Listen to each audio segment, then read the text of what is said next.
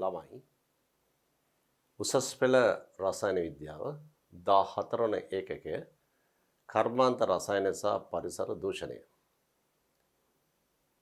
ගිය පාඩමේදී අපි සාකච්ඡා කළේ රසායනික කර්මාන්ත හා පරිසර දූෂණය පිළිබඳ හඳුන්වා දීමක්. අද පාඩම රසායනික කර්මාන්ත ස්ථාපිත කිරීමේදී සලකා බැලිය යුතු අවශ්‍යතා. අපි බලමු රසායනික කර්මාන්තයක් ආරම්භ කිරීමේදී තිබිය යුතු මූලික අවශ්‍යතා මොනවද කියලා. බලන්න. පළවෙනි එක තමයි ප්‍රාග්ධනය. ළමයි ප්‍රාග්ධනය කියලා කියන්නේ ඔබ දන්නවා ඕනම කර්මාන්තයක් ආරම්භ කිරීමේදී ඒ සඳහා සැලකිය යුතු මුදල් ප්‍රමාණයක් තිබිය යුතුයි. මොනවටද මේ? ළමයිනේ නිෂ්පාදනය ආරම්භ කිරීමට කර්මාන්ත ශාලාව පවත්වාගෙන යාම සඳහා ඉඩම් ප්‍රමාණයක් වෙන් කරගත යුතුයි. ඒ වගේම අමුද්‍රව්‍ය. ඔබ දන්නවනේ අමුද්‍රව්‍ය මේ නිෂ්පාදනය සඳහා ලබා ගත යුතුයි.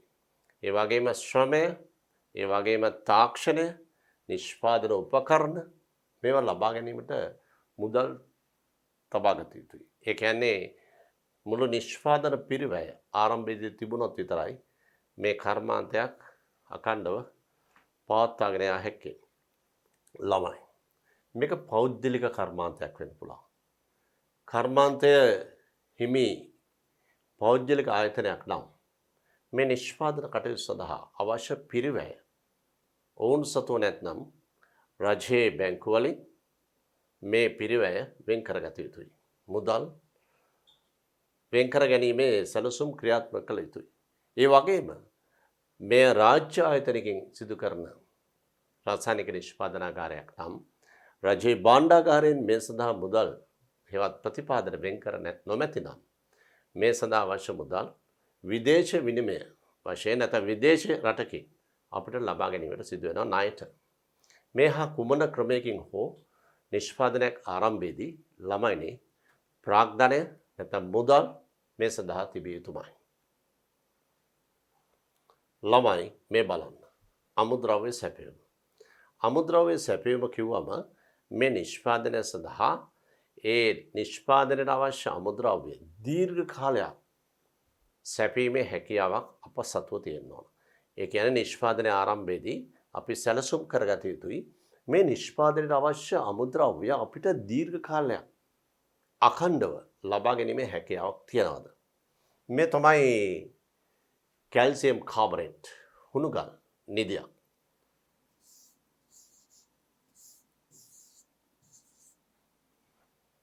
මේ වගේ අමුද්‍රව්‍යයකින් කරන නිෂ්පාදන තමයි සෝඩියම් කාබනේට් නිෂ්පාදනය. ඒ වගේම සිමෙන්ති නිෂ්පාදනය, වීදුරු නිෂ්පාදනය. ඒ වගේ නිෂ්පාදනයක් සඳහා මේ අමුද්‍රව්‍ය දීර්ඝ කාලයක් ලබා ගැනීමේ අමුද්‍රව්‍ය සංචිත පොළොවේ නිදි, පාෂාණ නිදි සැලකිය යුතු ප්‍රමාණයක් තිබේද යන්න සලකා බැලීම අවශ්‍යමයි.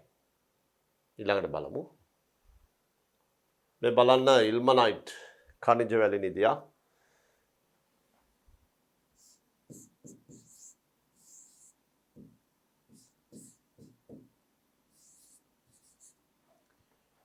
යකඩ ඔක්සයිඩ් සහ ටයිටේනියම් ඩයොක්සයිඩ් මේ khනිජ වැලි ලබා ගැනීමේදී අපි බලන්න ඕන මේ khනිජ වැලි නිදියකින් සැලකිය යුතු ප්‍රමාණය අඛණ්ඩව අපේ නිෂ්පාදනය සඳහා යොදා ගන්න පුළුවන්ද කියලා. ඒ නිසා අමුද්‍රව්‍ය ගැන සැලකීමේදී කර්මාන්ත හිමියා ආරම්භයේදීම සැලසුම් කරගත යුතුයි මේ අමුද්‍රව්‍ය සැලකිය යුතු ප්‍රමාණයක් අඛණ්ඩව ලබා ගැනීමේ හැකියාවත් එහි සංශුද්ධතාව පිළිබඳ දැනීමකුත් තියෙන්න ඕන. ඉහළ සංශුද්ධතාවක් ඇති අමුද්‍රව්‍ය ලබා ගත යුතුයි. හදිසියෙන්වත් ශ්‍රී ලංකාවේ මේ අවශ්‍ය නිෂ්පාදනයට අවශ්‍ය වන අමුද්‍රව්‍ය නොමැති නම් ළමයිනේ සිද්ධ වෙනවා පිටරටකින් මේවා ලංකාවට ගෙන්වා ගන්න. අපි විදේශ සැපයුම්කරුවන්ගෙන් මේ අමුද්‍රව්‍ය ලබා ගැනීම බලන්න ඕන. අපි බලන්න ඕන ඒ විදේශ සැපයුම්කරුවන්ගෙන් මේ අමුද්‍රව්‍ය අඛණ්ඩව ලබා ගැනීමේ හැකියාව, ඒ වගේම උසස් ප්‍රමිතියකින් යුත් අමුද්‍රව්‍ය හා ඉහළ සංශුද්ධතාවයකින් යුත් අමුද්‍රව්‍ය ලබා ගැනීමේ හැකියාව ආරම්භයේදී සිටිය යුතුයි. මේ තමයි විවිධ නිෂ්පාදන සඳහා යොදා ගන්නා ගානට් වැලි. මේ ගානට් රෝස පාට වැලි ඔබට පේනවා ඇති ගානට් වලින් නිෂ්පාදනය කරන ද්‍රව්‍ය තමයි වැලි කඩදාසි. බලමු ඊළඟ අවස්ථාව. මේ තමයි ෆොස්ෆේට් නිදිය. ඉතින් අමුද්‍රව්‍ය සැපයීමේදී අපි උදාහරණයක් හැටියට ශ්‍රී ලංකාවේ ෆොස්ෆේට් නිදියක් තියෙනවා අනුරාධපුරේ පාවල. ඉතින් අපිට පුළුවන් ශ්‍රී ලංකාවේ පොහොර නිෂ්පාදනය කරන්න ෆොස්ෆේට් පොහොර. අපි බලන්න ඕන ඒ අමුද්‍රව්‍ය නිදිය, පාෂාණ නිදිය අවුරුදු කීයක් සඳහා යොදාගත හැකිද? මේ බලන්න. මේ ෆොස්ෆේට් නිදියෙන් ෆොස්ෆේට් ලබාගෙන ඊට පස්සේ අපිට පුළුවන් ලංකාවේ ෆොස්ෆේට් පොහොර නිෂ්පාදනය කරන්න. බලමු ඊළඟ අවස්ථාව. අමුද්‍රව්‍ය සැපයීම යටතේ මේ තමයි යකඩ නිස්සාරණය සඳහා යොදා ගන්න අමුද්‍රව්‍ය. යකඩ නිස්සාරණය සඳහා යොදා ගන්න අමුද්‍රව්‍ය වල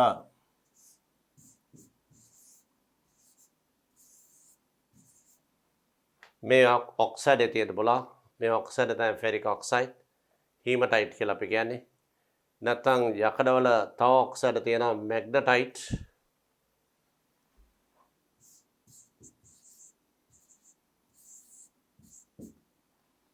මේ තමයි යකඩ නිෂ්පාදනය සඳහා යොදා ගන්න අමුද්‍රව්‍ය. බලමු ඊළඟ අවස්ථාව.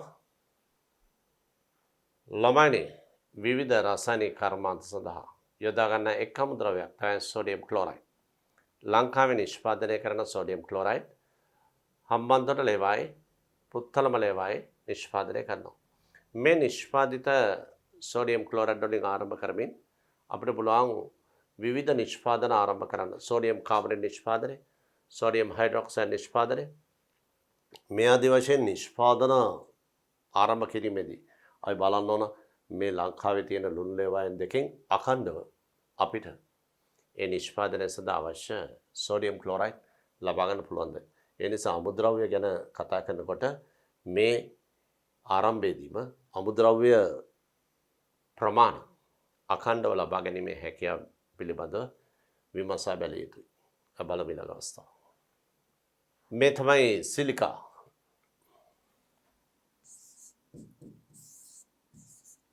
සිලිකා අමුද්‍රව්‍ය අවශ්‍ය වන්නේ ළමයි වීදුරු නිෂ්පාදනයට.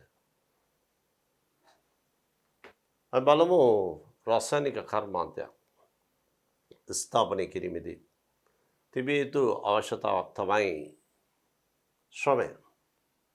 ඉතින් අපි නිෂ්පාදනය පටන් ගත්තට පස්සේ ඒ නිෂ්පාදනය දිගටම කරගෙන යන්න ශ්‍රම බලකායක් තිබිය යුතුයි. ඒ සඳහා සේවක සේවිකාවන් අවශ්‍යයි. අපි හිතමු අපි ආරම්භ කළ රසායනික කර්මාන්තය. උදාහරණයක් හැටියට පෙට්‍රෝලියම් වලින් ආරම්භ කරමින් පොලියස්ටර් නිෂ්පාදනයට අවශ්‍ය අමුද්‍රව්‍ය ලබාගෙන පොලියස්ටර් නිෂ්පාදනය කරනවා. පොලියස්ටර් නූල් වලින් රෙදි පිළි නිෂ්පාදනය කරනවා. ඉතින් ආරම්භයේ සිටම නිෂ්පාදනය පටන් ගැනීමේ සිටම තාක්ෂණික දැනුම ලබා ගැනීමට අවශ්‍ය ශ්‍රමය, නිෂ්පාදනය දිගින් දිගටම කරගෙන යාමට අවශ්‍ය ක්‍රියාවලියට අවශ්‍ය ශ්‍රමය, ඉංජිනේරු සහය, මේ ආදී සියලුම ශ්‍රම බලකායන් අපිට ලබා ගැනීම පිළිබඳ අපි ආරම්භයේදීම ඒ පිළිබඳ සැලකිලිමත් විය යුතුයි. අපි සැලසුම්ගත ක්‍රියාවලියක් වෙන්න ඕන. අපි ආරම්භයේ සිටම මේ සියල්ලම සැලසුම් කළ යුතුයි. මොන ආකාරයෙන්ද මේ ශ්‍රම බලකාය අපිට එකතු කරගන්නේ කියන එක. බලමු ඊළඟ අවස්ථාව. මේ තමයි රබර් කර්මාන්තයේදී රබර් ගසෙන් ලබා ගන්න ශ්‍රාවය, රබර් කිරි ලබා ගැනීමට අපිට ශ්‍රම බලකායක් තියෙන්න ඕන. රබර් නිෂ්පාදනාගාරයක් ආරම්භ කිරීමේදී ඒ අවශ්‍ය පරිදි රබර් ශීරය, රබර් කිරි ලබා ගැනීමට සැලකිය යුතු ශ්‍රම බලකායක් තිබිය යුතුයි. ඒ නිසා කර්මාන්තයකදී ශ්‍රමය අත්‍යවශ්‍ය දෙයක්. මේ තවත් එවැනි අවස්ථාවක්. මේ තවත් නිෂ්පාදනාගාරයක ශ්‍රම බලකායක්. ළමයිනේ කර්මාන්තයක් ආරම්භ කිරීමේදී. ඒ කර්මාන්තයේ තාක්ෂණය පිළිබඳව අපි කතා කළ යුතුයි. තාක්ෂණය කියලා කියන්නේ ආරම්භයේදී නිෂ්පාදනය ආරම්භ කිරීමට අවශ්‍ය උපකරණ වලින් ආරම්භ කරමින් උපකරණ සවිකිරීම, උපකරණ ක්‍රියාත්මක කිරීම, ඉන්පසු නිෂ්පාදනය දිගින් දිගටම කරගෙන යාමට අවශ්‍ය ඉංජිනේරු සහාය, රසායනික සහාය, නැත්නම් ඉංජිනේරු තාක්ෂණය, රසායනික තාක්ෂණය අපි ඒවා ලබා ගත යුතුයි. අපි හිතමු රසායනික කර්මාන්තයක් ආරම්භ කිරීමේදී මේ තාක්ෂණය පිළිබඳ දැනුම, මේ තාක්ෂණය ලබා ගැනීමට ශ්‍රී ලංකාවේ අපිට ක්‍රමවේදයක් නැත්නම් අපිට සිද්ධ වෙනවා පිටරටකින් මේ තාක්ෂණය ලබා ගන්න. පිටරට විද්‍යාඥයින් ලංකාවට ගෙන්නන අපි ඒ අය මෙහි තියාගෙන මාස කිහිපයක් මේ නිෂ්පාදනය කරගෙන යාමේදී නිෂ්පාදන අවශ්‍යතා සම්පූර්ණ වන පරිදි අපේ සේවක සේවිකාවන්ට, අපේ ඉංජිනේරුවන්ට මේ නිෂ්පාදන ක්‍රියාවල පිළිබඳ දැනුමක් ලබා දිය යුතුයි. මේ තාක්ෂණය පිළිබඳ අපි ආරම්භයේදීම සැලසුම් කළ යුතුයි. බලමු ඊළඟ අවස්ථාව. මේ තියෙන්නේ රසායනික කර්මාන්තයකදී තාක්ෂණික කරුණු ප්‍රයෝග කරන සිදු කරන ක්‍රියාවලිය. මේ තවත් අවස්ථාවක්. විශේෂඥ උපදෙස් අවශ්‍ය නම් ඒ අවශ්‍ය පරිදි ලබා ගත යුතුයි. නිෂ්පාදන ක්‍රියාවලියේ සුරක්ෂිතතාව. නිෂ්පාදන ක්‍රියාවලියේ සුරක්ෂිතතාව කියන එකේ අදහස අපි නිෂ්පාදනයක් ආරම්භයේ සිට නිෂ්පාදන ඵලය ලබා ගන්නා තෙක් ඒ අවශ්‍ය ප්‍රමිතියක් සහිතව නිෂ්පාදනය දිගින් දිගටම කරගෙන ගොස් නිසි නිෂ්පාදන නිමාවෙන් නිසි නිෂ්පාදන ඵලය උසස් ප්‍රමිතියකින් ලබා ගැනීම තමයි නිෂ්පාදන ක්‍රියාවලියේ සුරක්ෂිතතාව කියන එකේ අදහස. ළමයි අපි නිෂ්පාදන ක්‍රියාවලියේ සුරක්ෂිතතාව කියන එකේ අදහස ආරම්භයේ සිටම නිෂ්පාදනය නිමවන තෙක් ඒ අවශ්‍ය ප්‍රමිතීන්ට අනුකූලව නිෂ්පාදන ඵලය ලබා ගැනීම. බලමු ඊළඟ අවස්ථාව. නිෂ්පාදනය අඛණ්ඩව පවත්වාගෙන යාම සඳහා වූ සුරක්ෂිතතාව. ඒ කියන්නේ නිෂ්පාදනය දිගින් දිගටම කරගෙන යනකොට ආරම්භයේදී මෙන්ම ඒ දිගින් දිගටම මේ නිෂ්පාදන ක්‍රියාවලියේදී ආරම්භයේ සිටම නිෂ්පාදන අවසාන ඵලය දක්වා වූ සියලු පියවරවන් නියමිත ප්‍රමිතීන්ට අනුකූලව ආරම්භයේදී නිෂ්පාදන කළ ආකාරයටම දිගින් දිගටම වෙළඳපොළට සපයන්න ඕන නිසි උසස් ප්‍රමිතියකින් යුත් ඒ නිෂ්පාදන ද්‍රව්‍ය. ආරම්භයේදී එක් ප්‍රමිතියකිනුත් අවසාන වන විට මාස කිහිපයක් ගත වෙන විට තවත් ප්‍රමිතියකිනුත් නොවේ. මේ නිසා ආරම්භයේදීම සැලසුම් කළ යුතුයි. අඛණ්ඩව පවත්වාගෙන යාම සඳහා සුරක්ෂිත බව. ඒ කියන්නේ නිෂ්පාදන ක්‍රියාවලියේ කිසියම් අඩුපාඩුවක් තිබුණොත් ඒ අඩුපාඩුව මගහරවා ගැනීමට සැලසුම් කළ යුතුයි. ළමයි අපද්‍රව්‍ය හා කළමනාකරණය පිළිබඳ ක්‍රමවේද. මේ බලන්න රසායනික කර්මාන්තයකින් ඉවතලන කැලිකසල අපද්‍රව්‍ය. ඉතින් අපද්‍රව්‍ය කළමනාකරණය පිළිබඳව නිෂ්පාදනය පටන් ගැනීමේදීම සැලසුම් කළ යුතුයි. මේ අපද්‍රව්‍ය වලට කුමක් කරන්නේද යන වග. නිෂ්පාදනාගාරයේදී ලැබෙන නිෂ්පාදනයෙන් පස්සේ කැලිකසල කොහාටද යොමු කරන්නේ? ඒ කැලිකසල වලට කළ යුතු දේ කුමක්ද කියන එක. පරිසර දූෂණය වැළැක්වීමට මේ කැලිකසල වලට කළ යුතු දේ ප්‍රතිචක්‍රීකරණ වැඩපිළිවෙලක් කරනවද? මේ කැලිකසල වලින් නැවත පරිසරයට සිදුවන හානිය අවම කිරීමට නිසි පියවර කළමනාකරණය කිරීම අත්‍යවශ්‍ය දෙයක්. ළමයි නිෂ්පාදනයේ ආරම්භයේදීම මේ සියල්ලම සැලසුම් කරගත යුතුයි. බලමු ඊළඟ අවස්ථාව. මේ බලන්න කැලිකසල ප්‍රතිචක්‍රීකරණය. කැලිකසල ප්‍රතිචක්‍රීකරණය කිරීම මේ නිෂ්පාදනයේ එක්තරා අවස්ථාවක් නම් ඒක වඩාත් සුදුසු නිෂ්පාදනයක් වෙන මොකද නිෂ්පාදනය නිසා පරිසරයේ විනාශ වීම බෙහෙවින්ම අඩු වෙනවා මේ තත්ත්වය යටතේ. ඉතා වැදගත් මෙවැනි අවස්ථා. මේ තවත් එවැනි ප්‍රතිචක්‍රීකරණ ක්‍රියාවලියක්. මෙවැනි ක්‍රියාවලිය නිෂ්පාදනයකදී ආරම්භයේදීම සැලසුම් කිරීම අත්‍යවශ්‍ය දෙයක්. මේ බලන්න. නිෂ්පාදනයකදී කර්මාන්ත ආශ්‍රිතව ජනනය වන පාරිසරික දූෂක පරිසරයට එක්වීම වළක්වා ගැනීමට ගත හැකි උපාය මාර්ග. ළමයිනේ මේ තමයි නිෂ්පාදනයකදී පරිසරයට එකතු වන පේනව නේද දූෂක කාරක දූෂිත වායු. ඉතින් කර්මාන්තයක් ආශ්‍රිතව පාරිසරික දූෂක අප්‍රමාණ වෙන්න පුළුවන්. විෂ වායු වෙන්න පුළුවන්. විෂ වායු ඊගාවට දූෂිත ජලය වෙන්න පුළුවන්. කෘෂි රසායනික ද්‍රව්‍ය වෙන්න පුළුවන්. ඉතා බැරලෝහ වෙන්න පුළුවන්. රසායනික ද්‍රව්‍ය වෙන්න පුළුවන්. මේ ප්ලාස්ටික් අපද්‍රව්‍ය වෙන්න පුළුවන්. පහසුවෙන් හායනයට ලක් නොවන විවිධ රසායනික ද්‍රව්‍ය හෝ ප්ලාස්ටික් විශේෂ විය හැකි. ඒ නිසා කිසියම් රසායනික කර්මාන්තයකදී පරිසරයට එකතු වන දූෂක කාරක වළක්වා ගැනීමට හැම පියවරක්ම ගත යුතුයි. අපි බලමු. මේ තවත් රසායනික කර්මාන්තයකදී පරිසරයට එකතු වන දූෂක කාරක ඔබට පේනවනේ.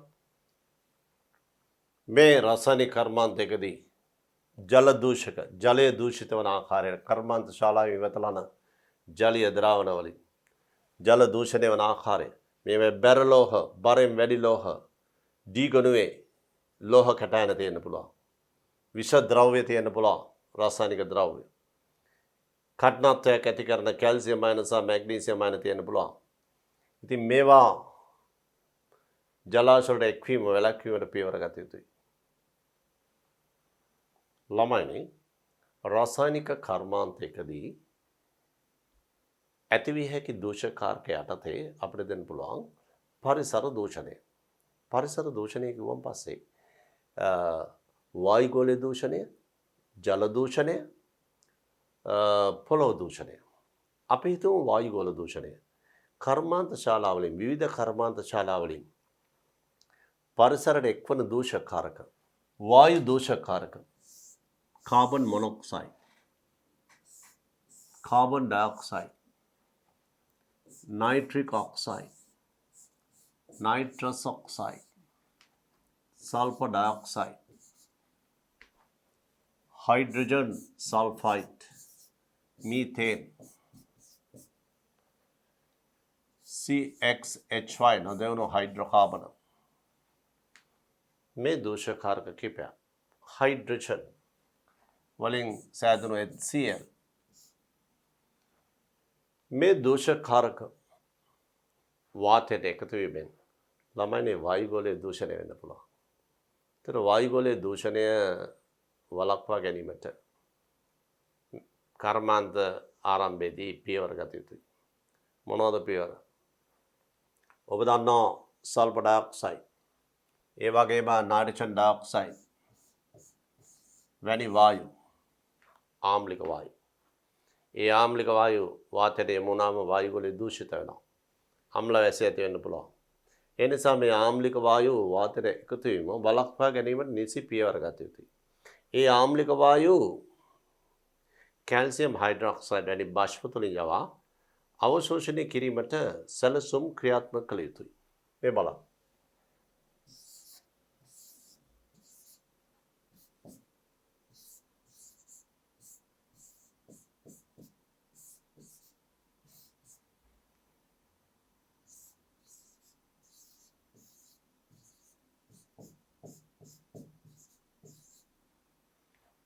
මේ තමයි සල්ෆර් ඩයොක්සයිඩ් අවශෝෂණය සඳහා ගන්නා එක ක්‍රියාමාර්ගයක්.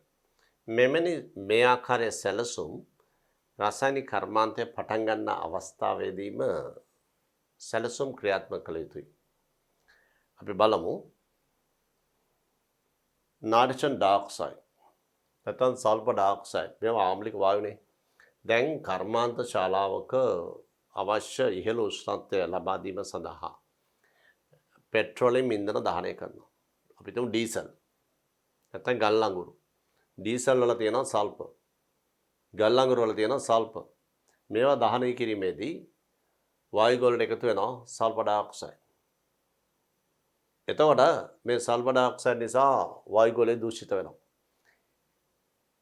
SO2 හෙවත් සල්ෆර් ඩයොක්සයිඩ් වායු වලට එකතු වීම වැළැක්වීමට ආරම්භයේදී අවශ්‍ය පියවර ගන්න ඕන. ඒ පියවර කියන්නේ නිෂ්පාදනයේ අවශ්‍ය ඉහළ උෂ්ණත්වය සපයා ගැනීමට ඉන්ධන දහනයක් කරන්නේ. ඉන්ධන සඳහා ගන්නේ සල්ෆර් අඩංගු ඉන්ධන. ඒ නිසා සල්ෆර් අඩංගු නොවන ශක්ති ප්‍රභව මේ සඳහා යොදා ගන්න පුළුවන්. ඒ සඳහා ආරම්භයේදීම සැලසුම් කරන්න පුළුවන් සූර්ය ශක්තිය, සුලන් ශක්තිය, නාස්තික ශක්තිය මේ වගේ ශක්ති ප්‍රභව භාවිතා කිරීමෙන් පරිසර දූෂණය අවම කිරීමට පියවර ගත හැකියි. මේවා ආරම්භයේදී කර්මාන්තයක් පටන් ගැනීමේදී සැලසුම් කළ යුතු කරුණු වෙනවා. අපි බලමු ඊළඟ අවස්ථාව. ළමයි කර්මාන්තයක් ස්ථාපනය කරන ප්‍රදේශය බලන්න. යම් කිසි රසායනික කර්මාන්තයක් ගත්තොත් ඒ රසායනික කර්මාන්තය ස්ථාපනය කිරීමේදී ප්‍රදේශය ඉතා වැදගත්. අපි බලමු උදාහරණයක් හැටියට අපි නිෂ්පාදනය කරන ශ්‍රී ලංකාවේ සෝඩියම් කාබනේට් නිෂ්පාදනාගාරයක්. ඒතර සෝඩියම් කාබනේට් නිෂ්පාදනාගාරයක් ආරම්භයේදී පටන් ගන්නකොට සෝඩියම් කාබනේට් නිෂ්පාදනය සඳහා මොනවද අවශ්‍ය අමුද්‍රව්‍ය?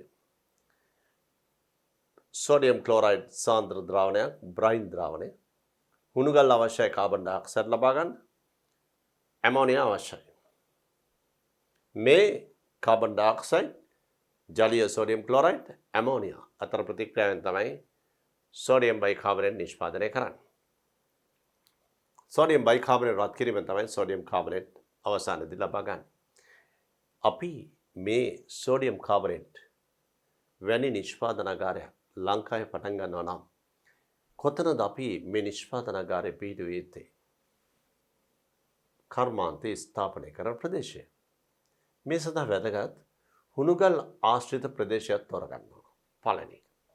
ඒ වගේම අපිට අවශ්‍යයි බ්‍රයින් ද්‍රාවණය. මුහුදු ජලයෙන් තමයි බ්‍රයින් හදාගන්නේ. ඒ නිසා මුහුදට හෝ කලපුවකට ආසන්න ප්‍රදේශයක් විය යුතුයි. ඒ වගේම ඇමෝනියා අවශ්‍යයි. ඇමෝනියා පහසුවෙන් ලබාගත හැකි ස්ථානයක් විය යුතුයි. අන්න ඒ වගේ කර්මාන්තයක් ආරම්භ කිරීමේදී අපි ඒ කර්මාන්තය පටන් ගන්නා ස්ථානය, කර්මාන්තය ස්ථාපනය කරන ප්‍රදේශය කුමක්ද කියන එක ආරම්භයේදී සැලසුම් කළ යුතුයි. මේ බලන්න බ්‍රයින් නිෂ්පාදනයක්. බ්‍රයින් කියන්නේ සාන්ද්‍ර සෝඩියම් ක්ලෝරයිඩ්.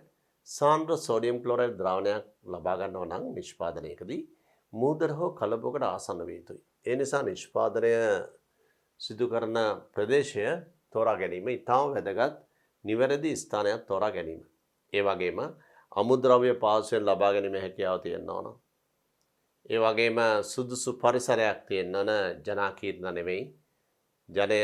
ජනාකීර්ණ නොවන පරිසරයක් විය යුතුයි. ඒ නිසා නිෂ්පාදනයට අවශ්‍ය සුදුසු පරිසරයකුත් විය යුතුයි මේ නිෂ්පාදනය තෝරා ගැනීමේදී අදාළ ප්‍රදේශය.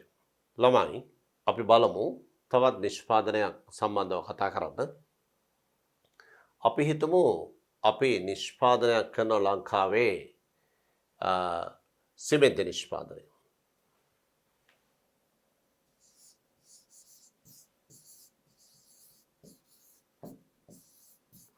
එතකොට සිමෙන්ති නිෂ්පාදනාගාරයක් අපි ආරම්භ කරනවා නම් මේ සඳහා අවශ්‍ය අමුද්‍රව්‍ය මොනවාද? හුණුගල්, කැල්සියම් කාබනේට්, මැටි, ඒ වගේම ජිප්සම්, කැල්සියම් සල්ෆේට්, 2H2O. ළමයි මේ තොර සිමෙන්ති නිෂ්පාදනාගාරයක් ආරම්භ කිරීමේදී අපි සුදුසු ස්ථානය වන්නේ හුණුගල් ආශ්‍රිත ප්‍රදේශයක් වෙන්න ඕන. එතකොට අපිට යෝජනා කරන්න පුළුවන් පුත්තලම. ඒ පුත්තලම සිට යාපනය දක්වා හුණුගල් තීරුවක් තියෙනවානේ. ඒ වගේම පුත්තල මේ හුණුගල් වලට අමතරව මැටි විශේෂයකුත් තියෙන මේ නිෂ්පාදනයට අවශ්‍ය. නමුත් ප්‍රශ්නයක් තියෙන්නේ ලංකාවේ ජිප්සම් සිමෙන්ති නිෂ්පාදනයට අවශ්‍ය ප්‍රමාණය නැති එක. ඒ නිසා අපිට සිද්ධ වෙනවා ජිප්සම් පිටරටින් ගෙනවන්න. ඉතින් ලංකාවේ සිමෙන්ති නිෂ්පාදනය සඳහා අවශ්‍ය මේ ද්‍රව්‍ය දෙක තිබීම නිසා අපිට සිමෙන්ති නිෂ්පාදනය ආරම්භ කරන්න පුළුවන්. නමුත් මේක ගෙනවන්න වෙන්නේ පිටරටින්.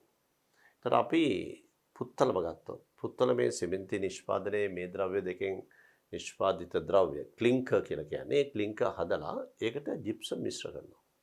ඒතර ජිප්සම් මිශ්‍ර කරන්නේ පිටරටින් ගෙනාපුවා.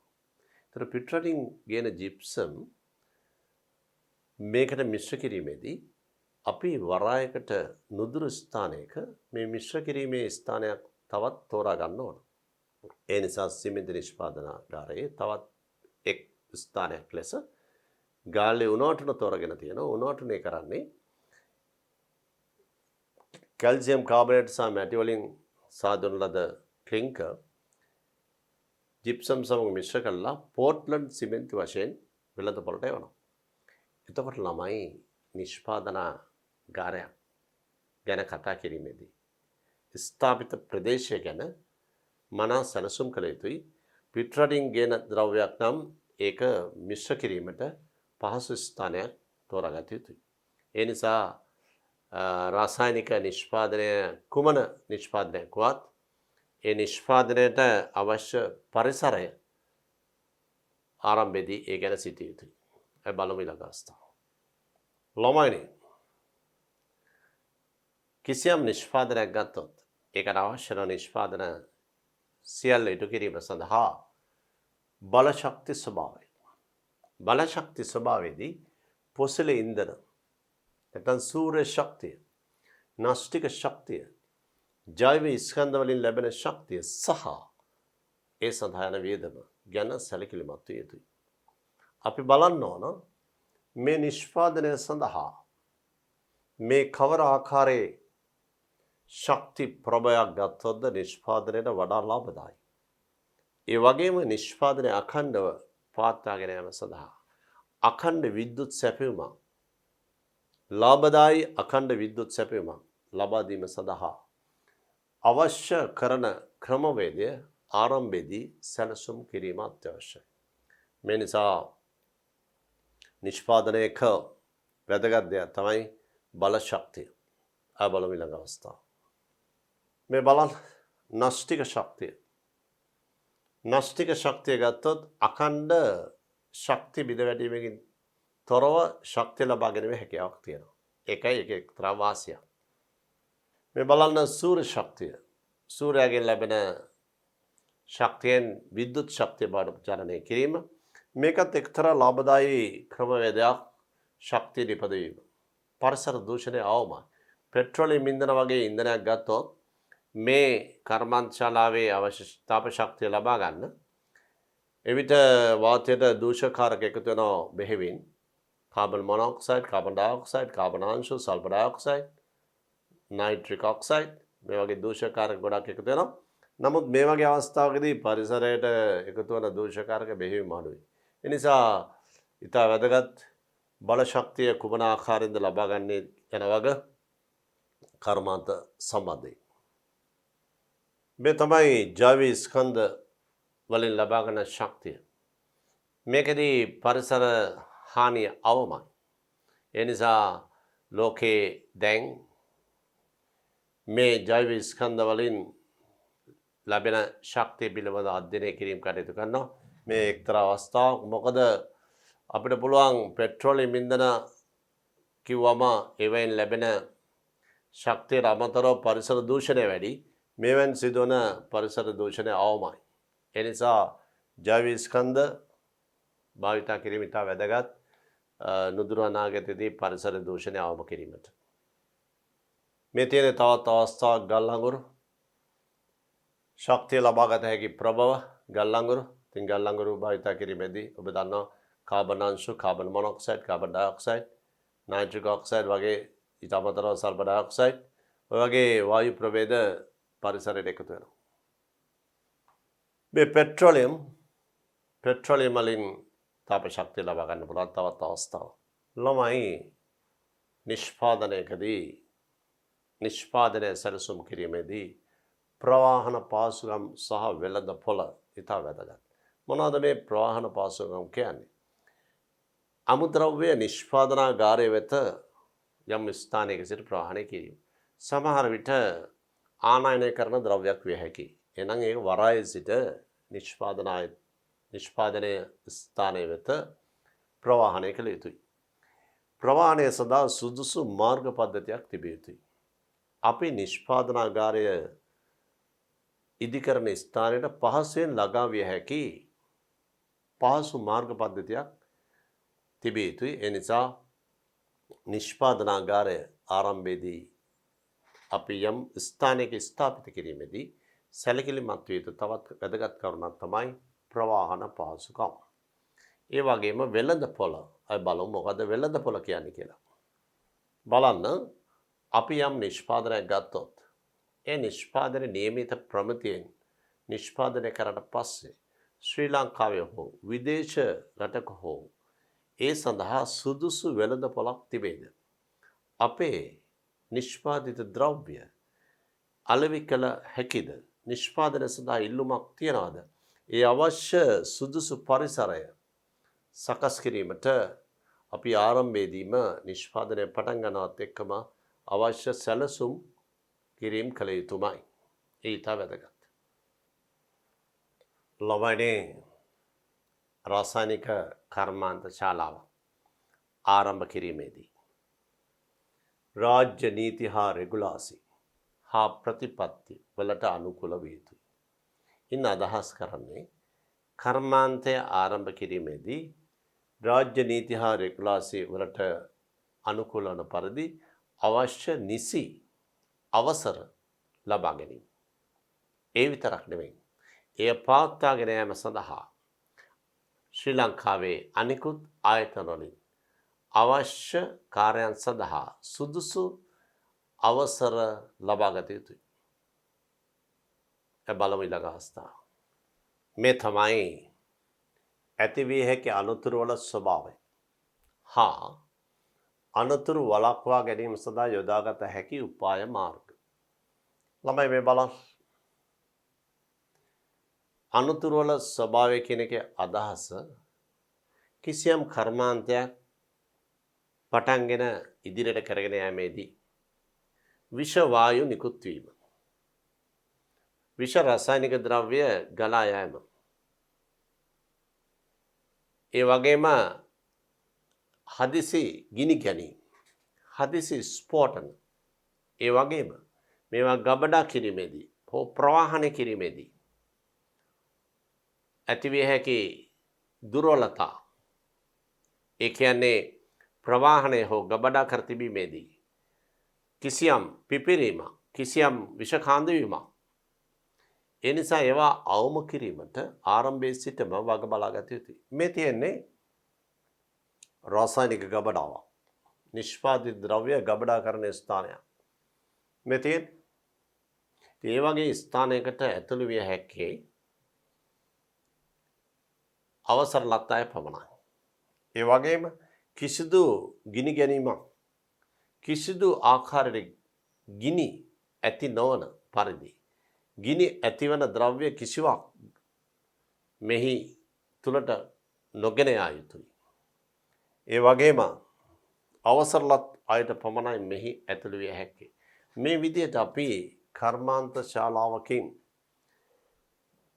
නිෂ්පාදිත ද්‍රව්‍ය, ඒ නිෂ්පාදිත ද්‍රව්‍ය කවත රසායනික ද්‍රව්‍ය පුළුවන්, වෙන වෙනම හරි ද්‍රව්‍ය පුළුවන්. නිෂ්පාදිත ද්‍රව්‍ය අප්‍රමාණනේ. මේවා පිපිරීම්, ගිනි ගැනීම්, බිඳ වැටීම්, නොයෙකුත් දේවල් විය හැකියි. ඒ සියලු අනතුරු වළක්වා ගැනීමට ගත හැකි සියලු උපාය මාර්ග නිෂ්පාදනය ආරම්භයේදීම ගත යුතුයි. පියවර ගත යුතුයි. ඒවට උපක්‍රම ඇති කළ යුතුයි. ඇතිවිය හැකි අනතුරු වල ස්වභාවය හා අනතුරු වළක්වා ගැනීම සඳහා යොදාගත හැකි උපාය මාර්ග යටතේ ළමයි ආරක්ෂිත ක්‍රමවේද, සේවය කරන සේවක සේවිකාන් සඳහා ආරක්ෂිත උපකරණ ආරක්ෂිත ඇඳුම් කට්ටල අවශ්‍ය පරිදි ඒ අයට සපයා දීම් කළ යුතුයි. ඒ පිළිබඳව නිෂ්පාදනය ආරම්භයේදීම සැලසුම් කළ යුතු වෙනවා. මේ බලන්න හදිසි ගෙන ගැනීම නිෂ්පාදනය සිදු කරන යන විට සිදුවන ගිනි ගැනීම. ඉතින් මේ ගිනි ගැනීම වලදී ඒ අනතුරු වළක්වා ගැනීම ඒ වගේම හදිසි අනතුරක් වුණත් එය වළක්වා ගැනීමට ගත යුතු ක්‍රියාමාර්ග ගිනි නිවන උපකරණ හෝ ඒ අවශ්‍ය සියලු විධිවිධාන හදිසියේ අවශ්‍ය මොහොතක සම්පාදනය කළ යුතුයි. ඒ සඳහා මනා සැලසුම් ආරම්භයේදීම සකස් කළ යුතුයි. ළමයිනේ රසායනික කර්මාන්තය ආරම්භ කිරීමේදී පිළිපැදිය යුතු කරුණු කාරණා රාශියක් සාකච්ඡා කළා. මේ තමයි නිෂ්පාදන ක්‍රියාවලියේ සුරක්ෂිතතාව හා අනතුරු වළක්වා ගැනීම රසායනික කර්මාන්ත සම්බන්ධයෙන් ඉතාමත්ම වැදගත්.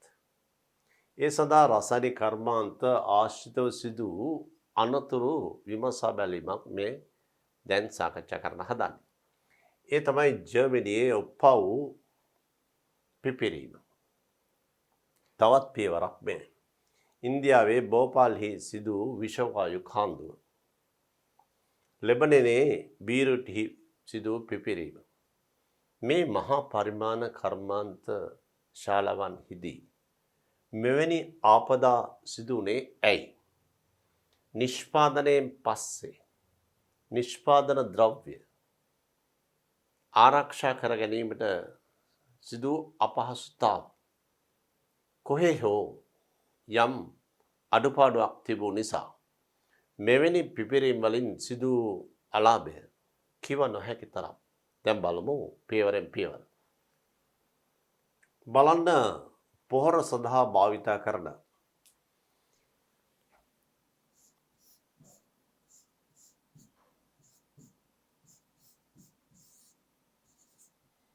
ammonium nitrate හා ammonium sulfate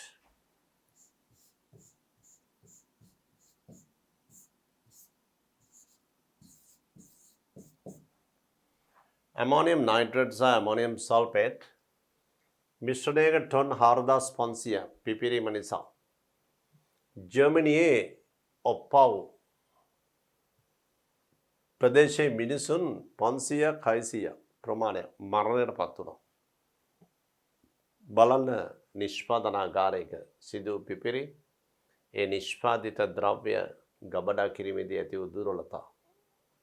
ඉතින් ඒක නිසා තමයි අපි රසායනික කර්මාන්ත ගැන අධ්‍යයනය කිරීමේදී ඕනම රසායනික කර්මාන්තයක් ආරම්භ කිරීමේදී මේ පිපිරීම් හෝ මේ හදිසි අනතුරු වළක්වා ගැනීමට නිසි උපක්‍රම හා සැලසුම් කිරීම අත්‍යවශ්‍යයි. බලමු ඊළඟ අවස්ථාව. මේ තමයි ඉන්දියාවේ භෝපාල්හි සිදු විෂවායු කාන්දුව. බලන්න මෙතිල් අයිසොසයනයිඩ්.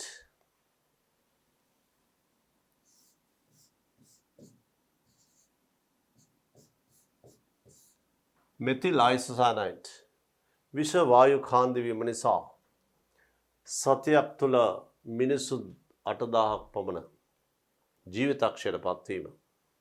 බලන්න මේ විෂවායු කාන්දුව. ඒ නිසා නිෂ්පාදනයකදී විෂවායු කාන්දු වීම වළක්වා ගැනීම අත්‍යවශ්‍ය දෙයක්. අපි බලමු ඊළඟ අවස්ථාව. මේ තමයි ලෙබනනේ බීරුට්හි ගබඩා කර තිබූ ammonium nitrate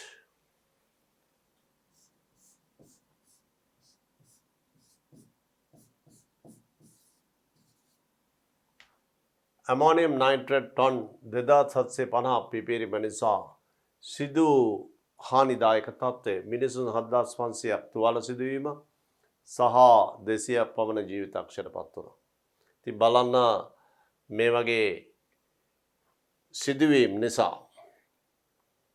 අපි නිෂ්පාදනයක් ආරම්භ කිරීමේදී කර්මාන්තයක් ආරම්භ කිරීමේදී මේ අනතුරු වළක්වා ගැනීමට ප්‍රමුඛත්වයක් දිය යුතුයි. ළමයි අපි දැන් බලමු අද දවසේ අපි සාකච්ඡා කළේ රසායනික කර්මාන්තයක් ස්ථාපිත කිරීමේදී වඩාත් සැලකිලිමත් විය යුතු කරුණු. ළමයි බලන්න රසායනික කර්මාන්තයක් ස්ථාපිත කිරීමේදී සලකා බැලිය යුතු අවශ්‍යතා. ඔබ ඉගෙන ගත්තා ප්‍රාග්ධනය නිෂ්පාදනය සඳහා අවශ්‍ය මූලික වියදම් පිරිවැය තිබිය යුතුයි. දෙවෙනි කරුණ අමුද්‍රව්‍ය සැපයීම. අමුද්‍රව්‍ය අඛණ්ඩව ඉහළ ප්‍රමිතියකින් යුතුව ඉහළ සංශුද්ධතාවක් ඇතිව මේ සැපීම කළ යුතුයි. නිෂ්පාදන ක්‍රියාවලිය සඳහා අවශ්‍ය ශ්‍රමය අංක 3. හතරවෙනි එක තාක්ෂණය. නිෂ්පාදනය අඛණ්ඩව කරගෙන යාමට රසායනික ඉංජිනේරු සහාය අවශ්‍යයි. නිවැරදි තාක්ෂණය ලබා ගැනීම. පස්වෙනි එක නිෂ්පාදන ක්‍රියාවලියේ සුරක්ෂිතතාව. නිෂ්පාදනය ආරම්භයේ සිටම නිෂ්පාදනය අවසන් වනතුරු ඉහළ ප්‍රමිතියකින් යුක්තව මේ නිෂ්පාදනය සිදු කිරීම.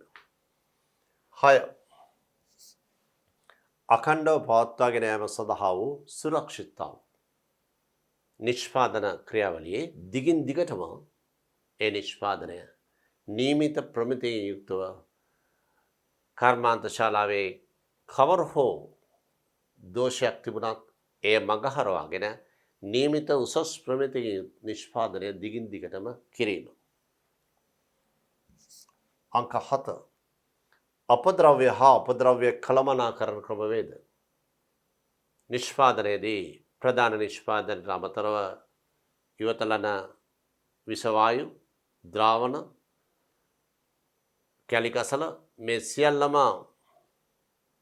මනා කළමනාකරණයකින් පරිසරයට සිදුවන හානිය අවම වන පරිදි සුදුසු පියවර ඒ සඳහා ගත යුතුයි. 8. කර්මාන්ත ආශ්‍රිතව ජනනය වන පරිසර දූෂක පරිසරයට එක්වීම. වායු දූෂකාරක වෙන්න පුළුවන්, ද්‍රාවණ වෙන්න පුළුවන්, විෂ රසායනික ද්‍රව්‍ය වෙන්න පුළුවන්, බැරලෝහ වෙන්න පුළුවන්, කැලිකසල වෙන්න පුළුවන්, පහසුවෙන් හායනය නොවන ප්ලාස්ටික් වැනි ද්‍රව්‍ය වෙන්න පුළුවන්.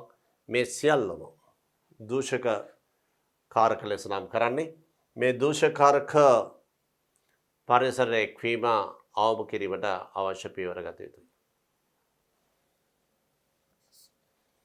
රසායනික කර්මාන්තය ස්ථාපනය කිරීම සඳහා අමුද්‍රව්‍ය ලබා ගැනීමේ පහසුව පිණිස හා සුදුසු පරිසරයක් තිබෙන ප්‍රදේශයක් තෝරාගත යුතුයි. අංක 10. බල ශක්තිවල ස්වභාවය. අපි පොසිල ඉන්ධන, සූර්ය ශක්තිය, නාස්තික ශක්තිය, ජෛව ස්කන්ධ මේ බල ශක්ති වලින් අපි බලන්න ඕන කුමන බල ශක්තියද අපි කර්මාන්තය සඳහා යොදාගන්නේ. ඒ සඳහා යන වේදමත් සැලකිල්ලට ගත යුතුයි. අංක 11. ප්‍රවාහන පහසුකම් හා වෙළඳපොළ. නිෂ්පාදන ආයතනය වෙත අමුද්‍රව්‍ය රැගෙනීම හෝ නිෂ්පාදන ආයතනයෙන් පසු මේ නිෂ්පාදිත ද්‍රව්‍ය වෙළඳපොළට යැවීම සඳහා සුදුසු ප්‍රවාහන පහසුකම් තිබිය යුතුයි. ඒ වගේම සුදුසු වෙළඳපොළක් තිබිය යුතුයි අපි නිෂ්පාදනය කරන ද්‍රව්‍ය අලෙවි කර ගැනීම සඳහා. ළමයි මේ සෑම කර්මාන්ත ශාලාවක්ම ආරම්භ කිරීමේදී රාජ්‍ය නීති රෙගුලාසි හා ප්‍රතිපත්තිවලට එකඟ විය යුතුයි. සියලුම ආයතන වලින් අවශ්‍ය නිසි අවසරය ලබාගෙන ශ්‍රී ලංකා ප්‍රතිපත්තිවලට අනුකූලව මේ නිෂ්පාදනය කිරීමට වග බලාගත යුතුයි. අවසානයක ඇතිවිය හැකි අනතුරුල ස්වභාවය හා අනතුරු වළක්වා ගැනීම සඳහා යොදාගත හැකි උපාය මාර්ග. ඒක තමයි අත්‍යවශ්‍යම කරුණ. නිෂ්පාදනයේදී ඇතිවිය හැකි අනතුරුල ස්වභාවය. ගිනි ගැනීම, ස්ෆෝට නෙවීම, විෂවායු කාන්දු වීම, විෂ සහිත ද්‍රාවණ නිකුත් වීම මේ සියලු අනතුරුල ස්වභාව සහ ඒ අනතුරු ඇතිවීම වළක්වා ගැනීමට ගත හැකි උපාය මාර්ග ආරම්භයේදීම සැලසුම් කළ යුතුයි. ළමයිනි, රසායනික කර්මාන්තයක් ස්ථාපිත කිරීමේදී සලකා බැලිය යුතු අවශ්‍යතා රාශියක් තියෙනවා. විභාගයකදී ඔබට මේ ප්‍රශ්නය මේ ආකාරයෙන්ම ලැබුණොත් මේ කරුණු සඳහන් කරන්න. අපි අද දවසේ සාකච්ඡා කළේ අද පාඩමුනේ 14 වන ඒකකේ කර්මාන්ත රසායන හා පරිසර දූෂණය යටතේ රසායනික කර්මාන්තයක් ස්ථාපිත කිරීමේදී සලකා බැලිය යුතු අවශ්‍යතාව. අපි ඊළඟ පාඩමේදී සාකච්ඡා කරන්නේ රසායනික කර්මාන්තයක් සඳහා අවශ්‍ය වන අමුද්‍රව්‍ය පිළිබඳව. බලමු ලබන පාඩමේදී හමු වෙමු.